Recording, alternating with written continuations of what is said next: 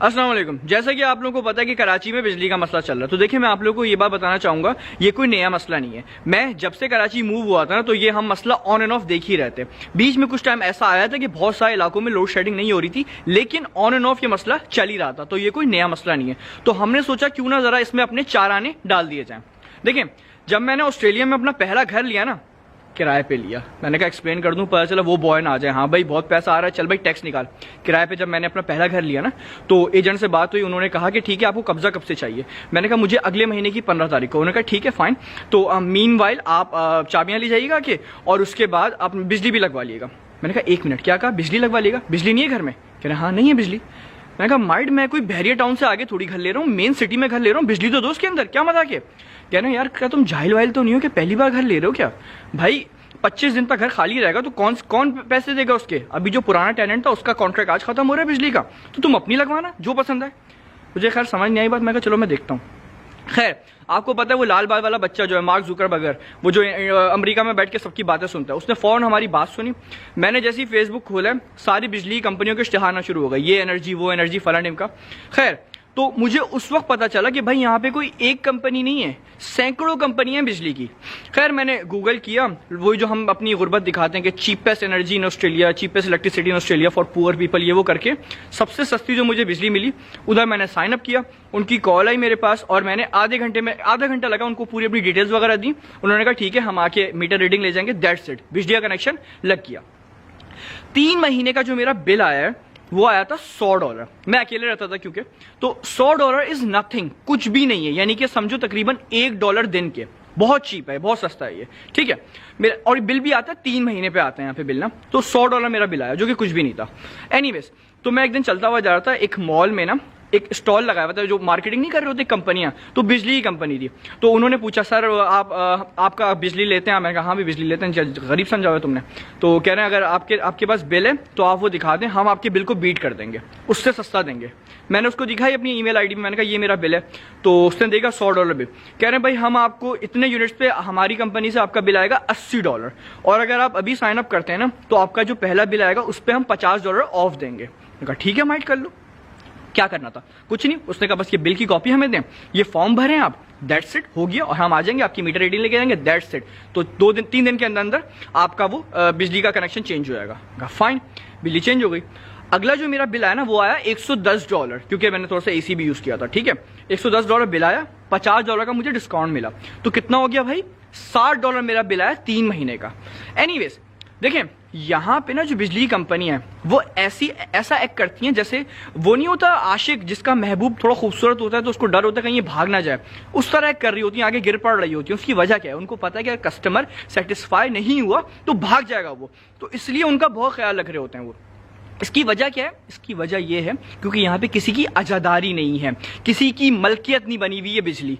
तो देखें, यही फॉर्मूला मैं चाहूंगा कि भाई कराची क्या पूरे पाकिस्तान में अप्लाई होना चाहिए, और बिजली कंपनीज को लाइसेंस मिलना चाहिए। उनको लाइसेंस ना मिले तो भाई उनको बुलाएं, बाहर से बुलाएं दूसरी कंपनीज को, बहुत सारी कंपनीज है दुनिया भर में, उनको बुलाएं और बुला के भाई सिंपल ये फॉर्मूला अपनाया जाए। देखें, मैं कोई नई चीज नहीं बोल रहा, कुछ मैं जुपिटर या मार्स से चीज नहीं लेके आ रहा, एक नॉर्मल सी चीज बता रहा हूं जो कि एक मुल्क में चल रही है और कामयाब है। और सिर्फ ऑस्ट्रेलिया नहीं, ये बहुत सारे मुल्कों में यही सीन है, बिजली की भरपूर कंपनी है, बहुत सारी कंपनी है। तो ये फॉर्मूला कामयाब है, तो बजाय इसके हम अपना दिमाग चलाएं, सिंपल ये रोल मॉडल उठाएं, अप्लाई कर दें, ताकि इस ड्रामेबाजी से निकलें।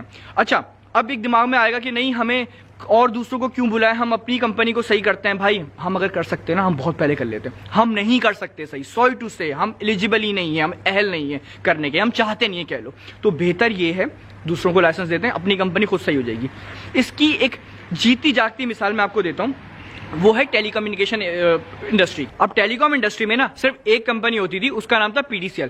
उनके रेट्स भी काफी ज्यादा थे और सर्विस भी सो थी। और अगर आपका फोन खराब है या लाइन में थोड़ा सा शोर वोर आ रहा है तो आप कंप्लेन कर दें, लेकिन वो तभी आएंगे जब उनके पास टाइम होगा। टाइम नहीं होगा तो नहीं आएंगे, आपको जो उखाड़ना है उखाड़ लें। आपकी बहुत हट रही है अगर, तो फिर कटवा लें अपना कनेक्शन। क्यों? क्योंकि उनकी आजादारी थी भाई, आप कुछ नहीं कर सकते उनका। उसके बाद हुआ ये और टेलीकॉम कंपनीज आई, यूफोन आई, मोबिलिंक आई, इंस्टा आई।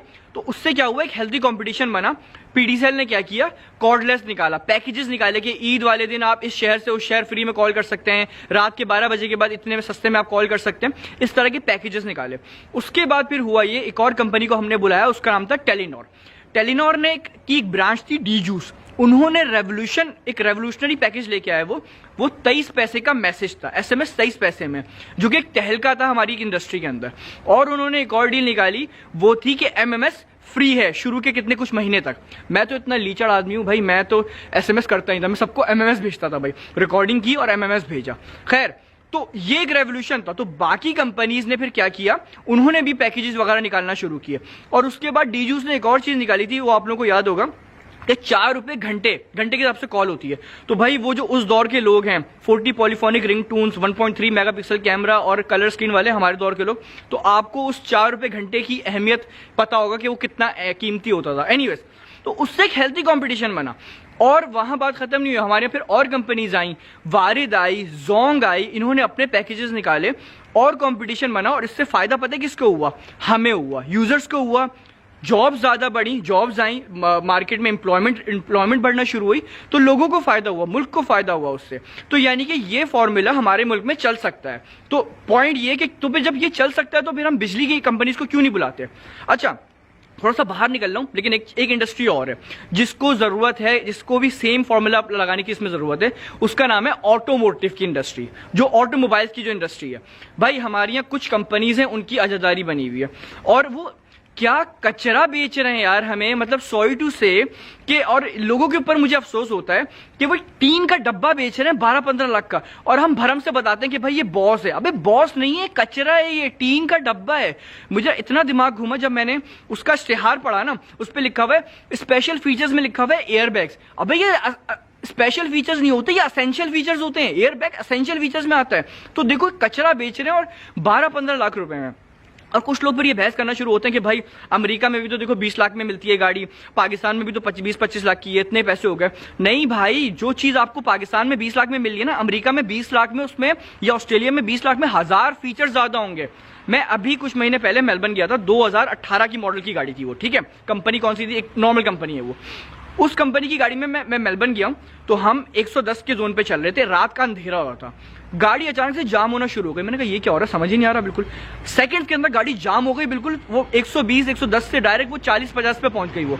और मैंने देखा सामने अचानक से भाई अंधेरे से कैंगरू नमूदार हो गया, चका सा बड़ा। तो 50 की स्पीड गाड़ी की हो गई थी, आराम से हमने काट ली और निकल गए, हम टकराए नहीं। तो सीन ये कि गाड़ी में सेंसर्स लगे हुए कि उसने 100-150 मीटर पे पहले ही उसको सेंस कर लिया कि भाई आगे ऑब्स्टिकल आ रहा है। आप फीचर चेक कर रहे हैं, हमारे यहाँ तो भाई जो 20-20, 25-25 लाख की गाड़ियां आ रही हैं उसमें एयरबैग्स नहीं होते, मैं मजाक नहीं कर रहा हूं। तो ऐसे ऐसे फीचर्स आ रहे हैं। स्नोई माउंटेन्स आप गाड़ी लेके जा रहे हैं, 2018 के मॉडल की बात कर रहा हूं गाड़ी की। कॉल आ रही है कंपनी से, सैटेलाइट से कॉल कर रहे हैं, लिखा हुआ है होंडा कॉलिंग। कॉल रिसीव की तो वो कह रहे हैं भाई आपका जो एयर प्रेशर है ना टायर का, वो बहुत लो है, आप 40 से ऊपर नहीं लेके जाएंगे गाड़ी, और आगे 15 मिनट की ड्राइव पे स्टेशन है, आपने वहां से इसकी हवा भरवानी है। अगर आप वहां नहीं भरवाते हैं हम गाड़ी ब्लॉक कर देंगे। आप चेक कर रहे हैं, सेफ्टी फीचर चेक कर रहे हैं। दुनिया यहां पहुंची हुई, और ये कोई मैं 2020 की बात नहीं कर रहा हूं, ये मैं 2018 के मॉडल की गाड़ी की बात कर रहा हूं, जो कि 25 से 30 लाख रुपए की मिल जाती है, यानी कि 25-30 हजार डॉलर की गाड़ी है नई। तो ये फीचर्स आए हैं भाई, दुनिया यहां पहुंची हुई, और हम अभी तक वही टीन के डब्बे को बॉस बोल बोल के खुश हो रहे हैं। क्या मसला क्या है? वही मसला है कि 2-3 कंपनीज है, उन्होंने अपनी आजादी बनाई हुई है। हम अगर गाड़ियां बना नहीं सकते तो सिंपल ये कि भाई और दूसरी कंपनीज को दावत देंगे, सर आए, आके भाई लगाएं, अपने प्लांट लगाएं, असेंबल करो, बनाओ, व्हाटएवर जो करना है करो। तो इनकी आजादारी खत्म हो जाएगी और हमें ढंग की गाड़ियां मिलना शुरू हो जाएंगी। तो बस सिंपल सी ये बात है। मैं थोड़ा सा आगे इधर उधर निकल गया था, पॉइंट वापस आते हैं बिजली के ऊपर। एनीवेज, तो भाई देखें, बिजली हो या कोई भी इंडस्ट्री हो, सिर्फ यही हल है, आपने दूसरों को बुलाएं, दूसरी कंपनीज को बुलाएं, लाइसेंस दें और आप उनको काम करने की इजाजत दें। ये कोई बुरी चीज नहीं है, इससे कोई इंप्लॉयमेंट में फर्क नहीं पड़ेगा, बल्कि इंप्लॉयमेंट बढ़ेगी। ये नहीं कि हमारा पैसा कहीं और नहीं जाएगा, हमें और जॉब्स मिलेंगी। इसका यही हल है। हम के इलेक्ट्रिक को सही नहीं कर सकते, ये बात मान लें। अगर आप लोगों को बुरी लगे तो सॉरी, लेकिन हम नहीं सही कर सकते। दूसरी कंपनीज को आप भाई सिंपल लाइसेंस दें और काम करने दें, इसी तरह मामला सही हो सकता है। मेरी हुकूमत से गुजारिश है, इस बात को थोड़ा सीरियस ले लें। अगर आपके पास कोई बेहतर हल है तो भाई आप वो बता दें। मेरे पास यही हल था, हमने थोड़ा सा सोचा, दुनिया में देखा, तो हमने कहा आपको बता दें। तो खैर, ये थी आज की कहानी। मेरा नाम है कुतैबा महमूद, और अगर किसी को कोई बात बुरी लगी हो तो अच्छा, सॉरी।